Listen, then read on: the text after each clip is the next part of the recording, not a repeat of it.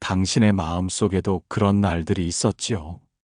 가만히 앉아 창밖을 보다가 문득 어린 날의 얼굴들이 떠오르는 날. 함께 웃고 함께 울던 그때의 형제 자매들이요. 가까웠던 만큼 멀어졌다는 서운함이 그리움으로 밀려올 때가 있습니다. 오늘 이 이야기는 나이 들수록 형제 자매가 멀어지는 그 까닭을 다정하게 바라보며 당신의 가슴에 작은 위로가 되기를 바라는 마음으로 시작합니다. 1. 삶의 무게로 멀어지는 형제 자매. 어릴 적 우리의 삶은 언제나 사람 사는 소리로 가득했지요. 좁은 부엌에서 피어오르던 된장국 냄새, 방 안 가득 울려 퍼지던 웃음소리와 다툼, 마당에서는 형과 흙을 만지며 장난을 치고 막내는 어머니의 치마폭에 안겨 울던 날들. 비좁은 방 한 구석, 낡은 솜니불 하나로 온 가족이 체온을 나누며 겨울밤을 견뎠습니다. 야, 너부터 자라. 형의 투정 섞인 한마디에 터지던 웃음, 서로의 다리를 베고 잠들며 나누었던 온기. 그때는 미처 몰랐습니다. 이 따뜻한 날들이 언젠가 너무도 조용히 내 삶에서 멀어질 것이라는 사실을요. 이제 나는 어느덧 70을 넘겼습니다. 함께하던 남편은 먼저 세상을 떠났고 자식들은 제 삶의 바빠좀처럼 연락이 없습니다. 하루는 홀로 저녁을 먹다 창밖을 바라보았습니다. 그때 어릴 적 그 따뜻한 얼굴들이 떠올랐지요. 형, 언니, 동생들. 싸워도 금세 풀리던, 울다 웃던 그 시절의 얼굴들이 말입니다. 휴대폰을 들어 이름을 눌러볼까 망설였습니다. 몇 번이고 손끝이 머물렀다가 결국 화면을 꺼버렸습니다.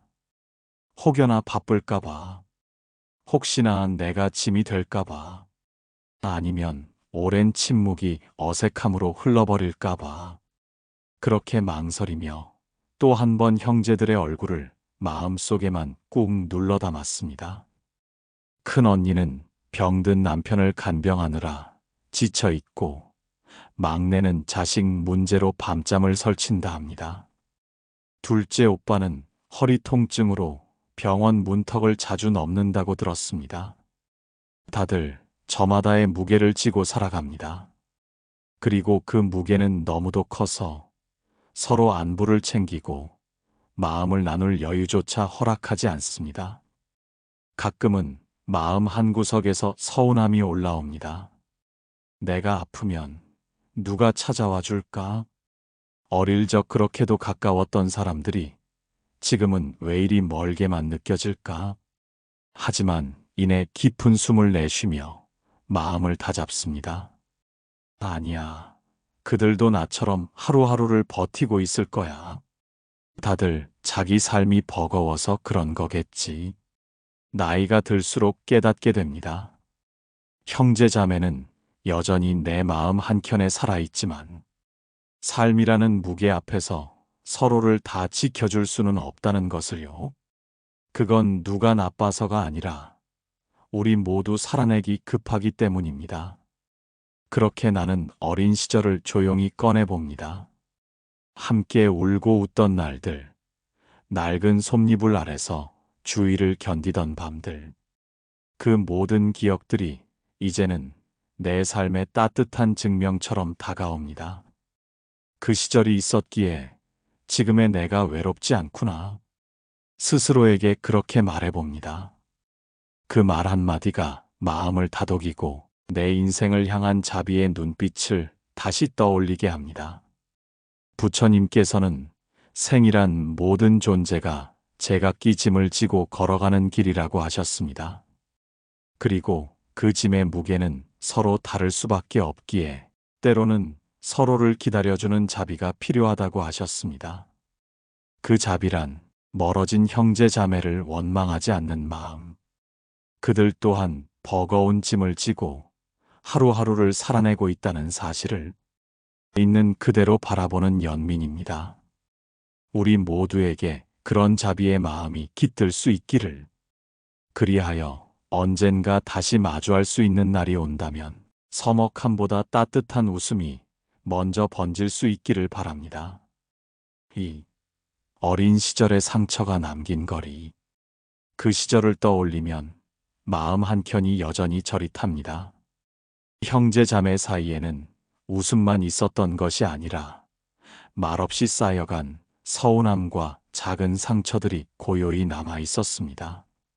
어린 날의 집은 분명 사랑이 깃든 곳이었지만 그 사랑이 언제나 공평하지는 않았습니다. 한 사람은 늘 양보해야 했고 다른 한 사람은 언제나 감싸 안아줘야 했습니다. 그런 날들이 반복되면서 마음 깊은 곳에 묻어둔 상처가 생겨났습니다. 어린 나는 종종 부엌 구석에서 혼자 눈물을 삼켰습니다. 언니가 새로 산 코트를 입고 학교에 가던 날, 나는 언니가 입던 낡은 코트를 받아들고 그저 꾹 참고 있었지요. 아무도 몰랐습니다. 그 낡은 코트가 어린 마음에 남긴 시린 기억을. 그렇게 우리는 각자의 상처를 안고 자라났습니다. 세월이 흘러 각자의 가정을 꾸리고 자식들을 키우느라 정신없이 살아왔지만 명절날 잠시 모인 자리에서 그 시절의 감정들이 불쑥 올라오곤 했습니다. 겉으로는 아무 일 없듯 웃고 있었지만 마음속에는 결코 꺼내지 못한 이야기들이 차곡차곡 쌓여 있었습니다. 형은 늘 참아야만 했던 책임감에 지쳐 있었고 막내는 늘 보호받아야 한다는 눈빛을 어깨에 지고 살았습니다. 그 사이에 있었던 나는 누구에게도 기대지 못한 채 묵묵히 서 있었습니다. 시간이 흐르고 나이가 들었지만 어린 시절의 그 장면들은 오래된 흉터처럼 마음을 스칩니다. 사랑받지 못했다는 생각이 아니라 누구보다도 사랑을 원했기에 남은 흔적입니다. 그러나 그 상처들조차 내가 살아온 시간을 증명합니다. 그 시절에 나는 연약했지만 지금의 나는 그 모든 것을 이겨내고 살아온 사람입니다. 어느 노인의 이야기가 떠오릅니다. 그는 오랫동안 형제와 함께 살았지만 어느 순간부터 언니와 마음이 멀어졌다고 했습니다. 겨울밤, 언니가 입던 코트를 물려받으며 울던 어린 날의 자신이 아직도 마음속에 살아있다고 했습니다. 그 마음은 세월을 지나도 쉽게 아물지 않았습니다. 하지만 이제 그는 조용히 자신에게 속삭입니다. 그때의 그 마음을 놓아주자. 그저 함께 웃던 날들만 기억하자. 그 추억만으로도 내 삶은 충분히 빛나지 않았느냐고. 부처님께서는 사람마다 다 다른 업과 연이 있다고 하셨습니다. 같은 부모 밑에서 자랐어도 그 연과 업이 다르기에 때로는 깊은 이해 대신 서운함과 미묘한 상처로 남기도 합니다. 그러나 그 상처를 부드럽게 감싸는 마음이야말로 자비의 시작이라 하셨습니다. 오래 묻어둔 마음들을 억지로 꺼내어 다투기보다 있는 그대로 인정하고 놓아주는 것이 나를 위한 길입니다. 어린 시절의 기억을 한 올 한 올 꺼내어 보면 그 안에는 상처와 함께 따스한 온기가 공존합니다. 다섯 남매가 겨울밤을 함께 견디던 그 체온, 부엌 가득 퍼지던 된장국 냄새, 서로를 바라보며 피어난 웃음이 있습니다. 시간은 우리를 어른으로 만들었지만 그 안에 어린 나는 아직도 사랑을 갈구합니다. 그 사랑을 채우기 위해서는 과거의 상처에 얽매이지 않고 그 상처조차 나를 성장시킨 연기로 받아들이는 것이 필요합니다. 그렇게 할 때 형제 자매와의 사이에 놓인 보이지 않는 벽은 천천히 허물어지기 시작합니다. 우리는 모두 상처받았지만 동시에 모두 사랑했던 사람들이라는 사실을 잊지 않을 때 그 기억은 더 이상 나를 괴롭히지 않고 오히려 나를 따뜻하게 감싸줍니다. 어느 저녁 창가에 앉아 있노라면 들려오는 바람소리 속에 그 시절의 웃음소리가 겹쳐집니다. 그때의 나는 여전히 그 웃음 속에 있고 지금의 나는 그 웃음을 기억하며 하루를 살아갑니다. 부처님의 말씀처럼 모든 인연은 다 이유가 있고 다 지나가지만 그 안에서 배운 연민과 자비는 영원히 내 안에 남습니다. 그래서 나는 오늘도 스스로에게 다정히 말해봅니다.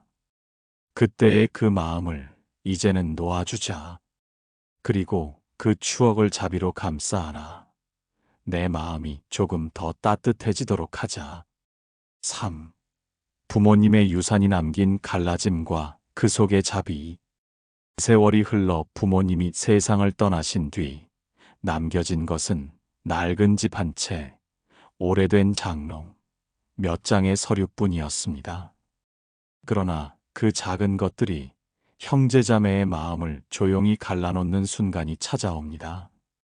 누구도 소리 높여 다투지 않았습니다.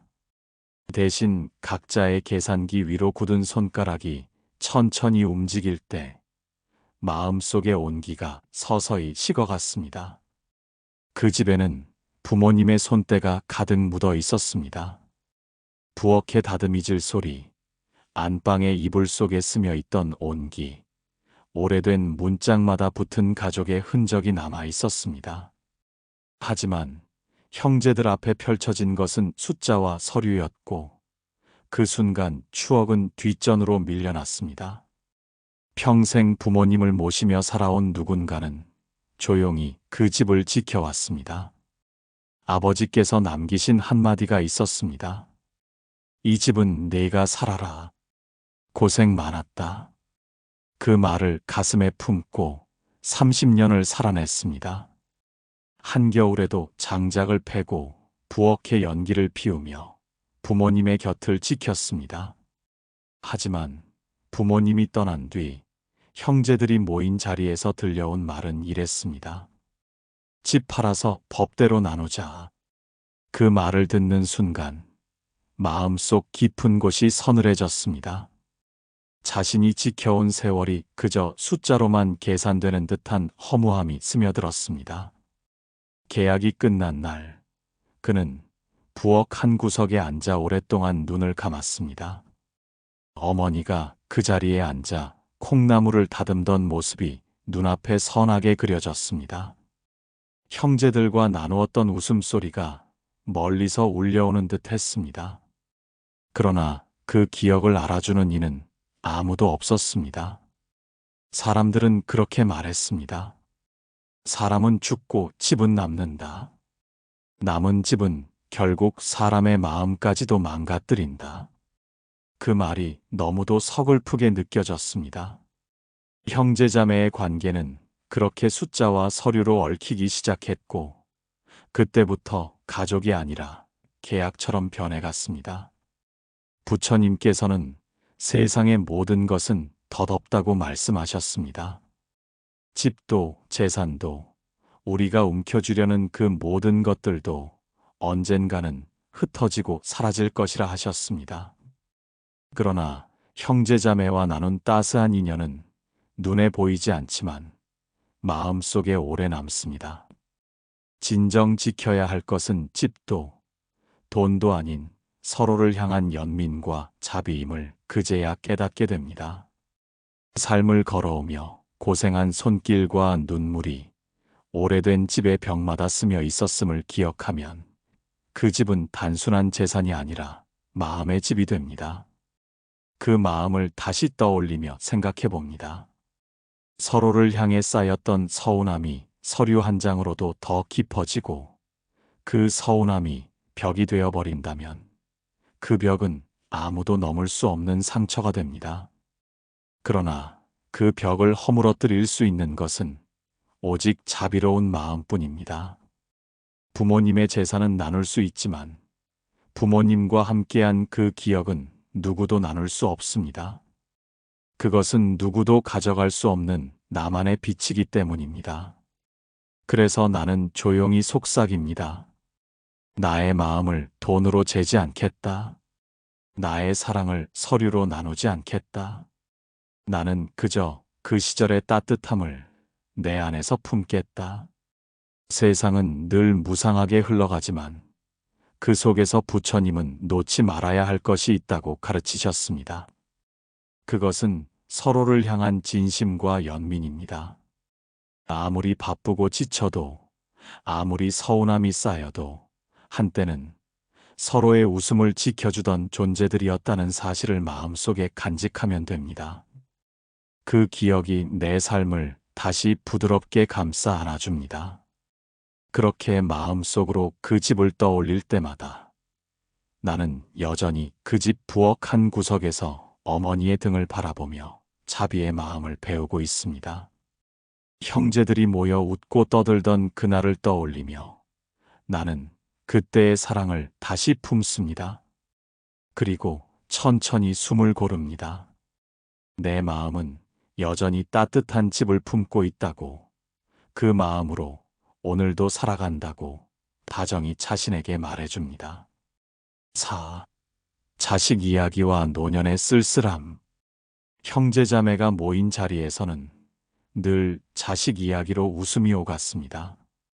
한 사람은 자식이 승진했다고 말했고, 또 다른 사람은 손주가 유학을 갔다며 기뻐했습니다. 그 순간 한쪽 구석에서는 조용히 숟가락을 내려놓는 이가 있었습니다. 그 사람의 마음 속에는 부끄러움과 안쓰러움이 동시에 일어났습니다. 자신의 자식은 오랜 시간 동안 힘든 시기를 보내고 있었기에 아무 말도 하지 못하고 김치찌개 국물만 떠서 목에 넘겼습니다. 그 속삭임은 세상 누구에게도 들리지 않았습니다. 아들아, 나는 너를 사랑한다. 너의 걸음이 더딜지라도 나는 언제나 내 편이다.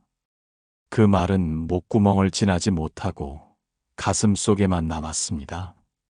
그 순간의 공기는 설명할 수 없이 무거웠지만 겉으로는 평온했습니다. 모두가 웃고 있었지만 그 웃음 속에는 비교와 아쉬움, 그리고 묵직한 체념이 숨겨져 있었습니다. 그러나 그 속에도 부처님의 가르침이 있었습니다. 사람마다 겪어야 할 업과 인연이 다르듯 자식 또한 저마다의 길을 걸어가고 있다는 사실. 누군가는 잘 나가는 것처럼 보이지만 그 뒤에는 보이지 않는 슬픔이 있고, 누군가는 힘겹게 살아가는 것처럼 보이지만 그 안에는 깊은 사랑과 노력의 역사가 있습니다. 나이가 들수록 이런 자리에서 더욱 말수가 줄어듭니다. 자식을 자랑하는 형제 앞에서 조용히 고개를 숙입니다. 그러나 그 속에서 다시금 다짐합니다. 내가 내 자식을 사랑하는 그 마음만은 어떤 비교도 넘어서고 어떤 평가도 넘어서야 한다고.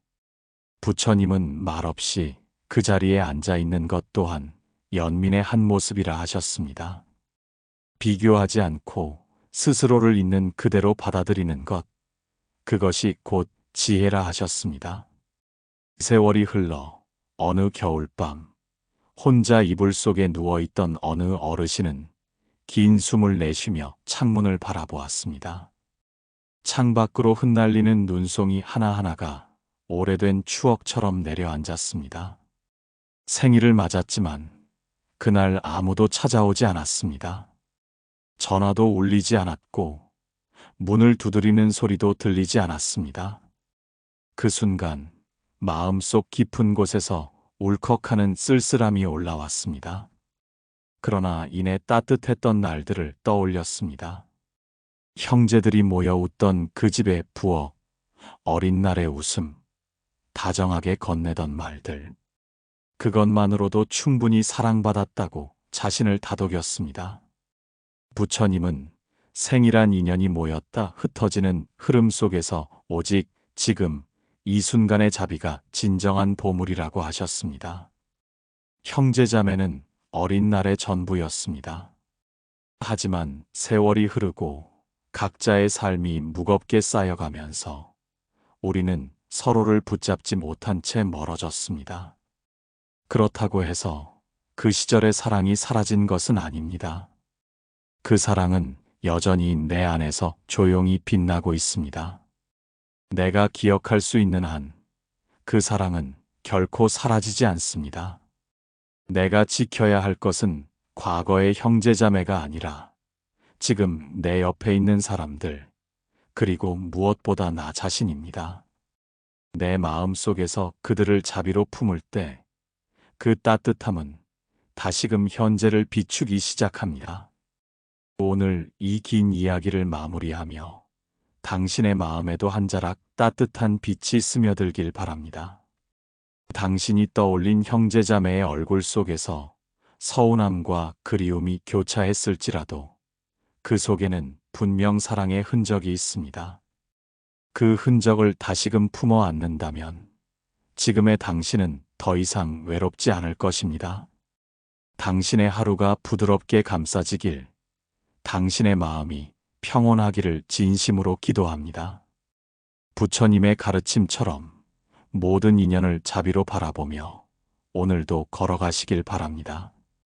이 이야기가 당신의 마음에 작은 울림이 되었다면 조용히 마음속에서 그 따뜻함을 이어가 주시길 부탁드립니다. 그리고 이 길을 함께 걷고 싶은 마음이 드신다면 구독과 좋아요를 눌러주시고 댓글로 당신의 이야기도 남겨주세요. 당신의 한마디가 또 다른 누군가에게 큰 위로가 될 수 있습니다. 당신의 삶이 언제나 빛나기를, 당신의 걸음마다 부처님의 자비가 함께하기를 기도합니다. 감사합니다.